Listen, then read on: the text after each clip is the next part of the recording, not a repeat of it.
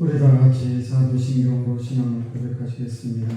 전능하사 천지를 만드신 하나님 아버지를 내가 믿사오며 그 외아들 우리 주 예수 그리스도를 믿사오니 이는 성령을 잉태하사 동정녀 마리아에게 나시고 본디오 빌라도에게 고난을 받으사 십자가에 못 박혀 죽으시고 장사한 지 4일 만에 죽은 자 가운데서 다시 살아나시며 하늘에 오르사 전능하신 하나님 우편에 앉아 계시다가 저리로서 산자와 죽은 자를 심판하러 오시리라. 성령을 믿사오며 거룩한 공예와 성도가 서로 교통하는 것과 죄를 사해 주시는 것과 몸이 다시 사는 것과 영원히 사는 것을 믿사옵나이다. 아멘. 우리 찬송가 266장 찬송하시겠습니다. 266장입니다.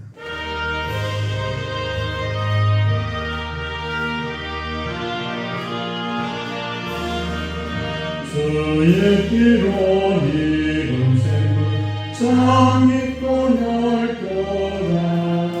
구원하는 그 신능력 다 찬송할지라. 찬송하세 주의 보혈 그 샘에 지금 나아가 죄의 깊이 빠지니 그 피로 세상이 길으로 거룩한 길 가니 나의 마음 성전 삼고 주께서 계시네. 찬송하세 주의 보혈 그 샘에 지금 나아가 죄의 깊이 빠지니 그 피로 주 예수를 깊이 아니 놀라운 그 은혜 하늘나라 즐거움이 매일 새롭도다. 찬송하세 주의 보혈 그 샘에 지금 나아가 죄의 깊이 빠지니 그 피로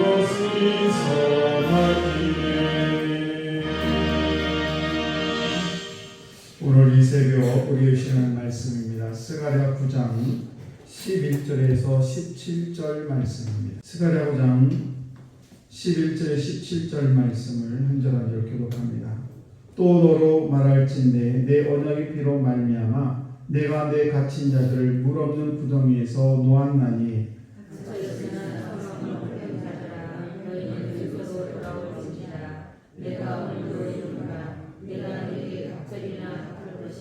내가 유다를 당긴 활로 삼고 에브라임을 끼운 화살로 삼았으니 시온아 내가 내 자식들을 일으켜 헬라 자식들을 치게 하며 너를 용사의 칼과 같게 하리라. 여호와께서 우리를 위해 나타나서 우리의 화살을 번개같이 건조하게 주시며 또 여호와께서 한팔을 변하시며 남방벽의 바람을 타고 가실 것이라. 만군의 여호와께서 그들을 호위하시리니 그들이 원수를 삼키며 물맷돌을 밟을 것이며 그들이 피를 마시고 즐거이 부르기를 술 취한 것 같이 할 것인즉 피가 가득한 동이와 같고 피 묻은 제단 모퉁이와 같을 것이라.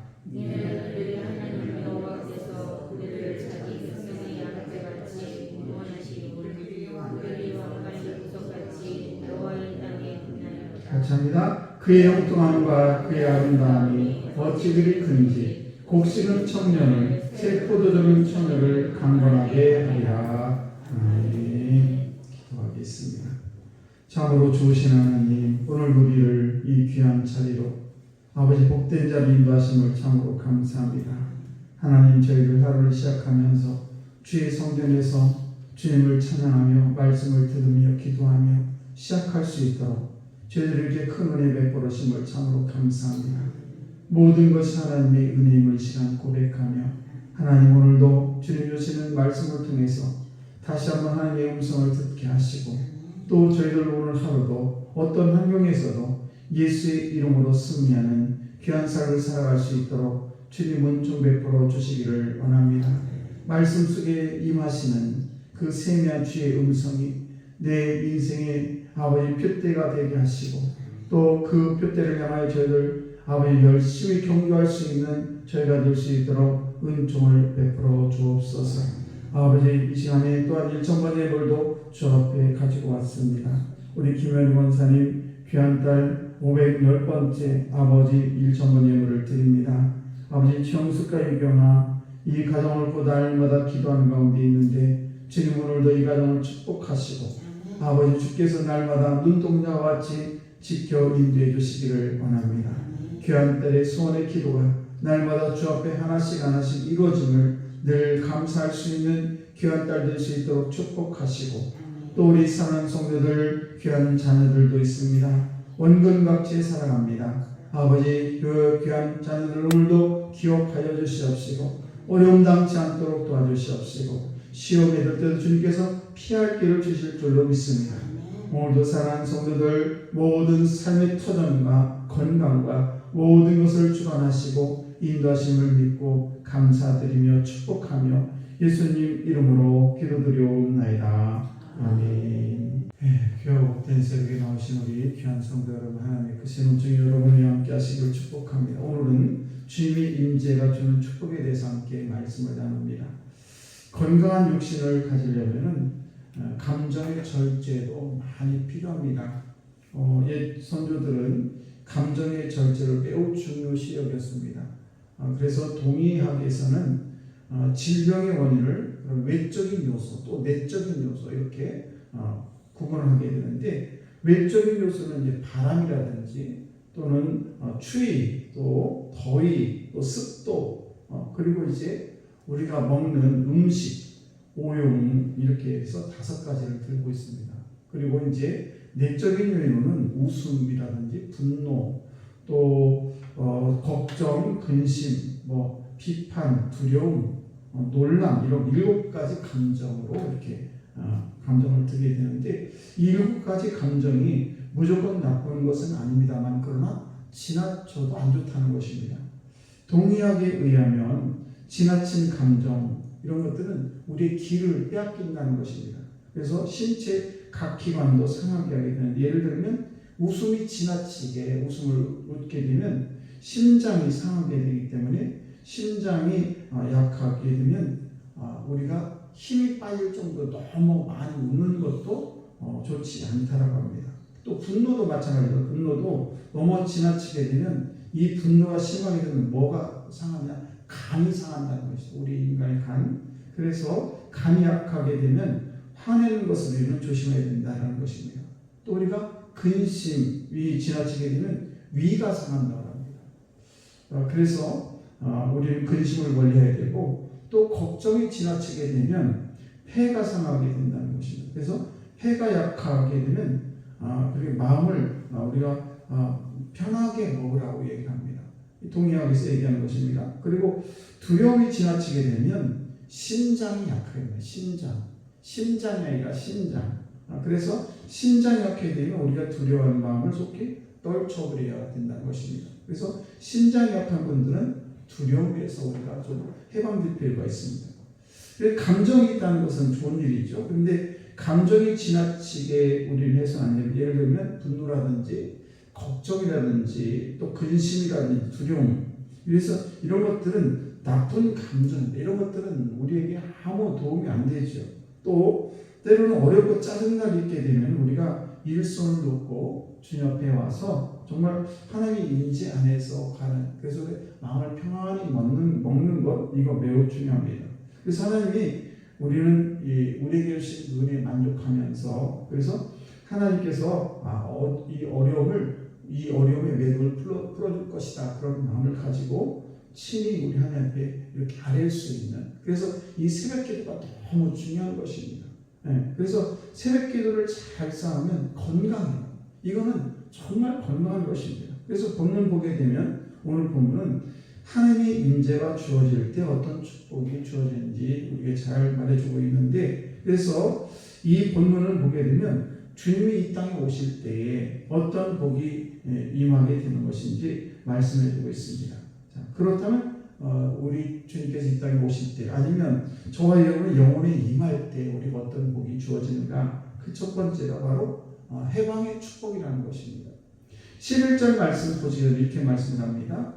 또 너로 말할진대 내 언약의 피로 말미암아 내가 내 갇힌 자들을 물 없는 구덩이에서 놓았나니. 물 없는 구덩이에 갇혔다라는 얼마나 비참합니까? 물이 없는 큰 구덩이에 갇힌 것입니다. 그래서 물 없는 그런 구덩이에 갇힌 것보다 더 무서운 것은 뭔가 하면 스스로 불행한 생각에 잡혀 있는 것입니다. 그러니까 나는 불행하다는 그런 생각에 갇혀 있게 되면 너무 불행한 것이죠. 내 환경과 아무 관계없이 나는 불행해 이렇게 생각하면 인생 자체가 불행해지는 것입니다. 그래서 우리가 봉사를 하긴 하지만은 시기와 질투에 잡혀 있으면 그 봉사가 마치 물 없는 구덩이처럼 힘들다는 것입니다. 또 기도는 하긴 하지만은 내 마음에 미움이나 섭섭함이 있게 되면 그 기도가 어떤 구덩이에 갇힌 모습과 같다는 것입니다. 그러니 힘들죠. 기도도 힘들고 봉사도 힘든 것입니다. 그래서 어떤 성도는 겉으로는 예배는 드리긴 하지만 어떤 돈에 갇혀가지고 이 돈 때문에 스트레스를 받고 그러면서 사업이 망했다 어쨌다 이렇게 하면서 자기만 거기 있는 것이 아니라 사람은 돈이 있기도 하고 없을 수도 있는 것인데 그런데 자기 사업에 실패했다고 해가지고 온 집안 다 데리고 동반자살하는 이런 일도 있지 않습니까?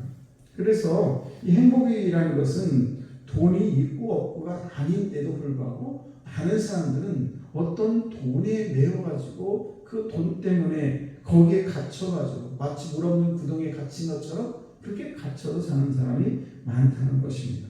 그래서 돈과 관련된 그런 사람이 두 종류가 있는데 돈을 쫓아가는 사람이 있는가 하면 돈이 쫓아오는 사람이 있습니다. 우리는 돈을 쫓아가는 것이 아니라 돈이 쫓아오는 그런 삶을 살아야 될 줄로 믿습니다. 그래서 우리는 그 얘기는 뭔가 하면 돈에 너무 매여가지고 마치 물 없는 구덩이에 있는 내가 돈 때문에 나는 구덩이에 갇혔어 라는 그런 마음을 갖게 되면 얼마나 답답하고 힘들겠습니까?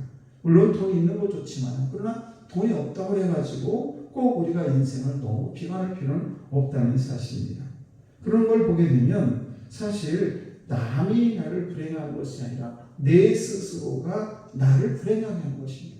내가 어떤 마음을 가지고 있느냐에 따라서 내가 행복할 수도 있고 불행할 수도 있어요. 때로는 돈이 있을 수도 없을 수도 있는 것인데 그것이 없는 것만 생각하게 되면 때로는 있을 수도 있을 때 있지 않습니까? 그러므로 우리가 돈이라든지 명예라든지 여러 건강의 문제라든지 여러 문제가 있을 때 거기에 갇혀가지고 나는 불행해, 나는 큰일 났어 이렇게 생각하게 되면 마치 물 없는 구덩이에 내가 갇혀 있는 것과 같다는 것입니다. 그래서 주님의 구원에는 온갖 불행의 끈도 끊어지는 역사가 반드시 포함이 되어 있습니다. 우리 주님께서는 그 모든 것들, 그래서 온갖 그 우리의 주변에 있는 물 없는 구덩이 같은 그런 인생에서 우리 주님께서는 저들을 이끌어내기를 원하시고 그 주님 오늘도 함께 하심을 믿어야 될 줄로 믿습니다.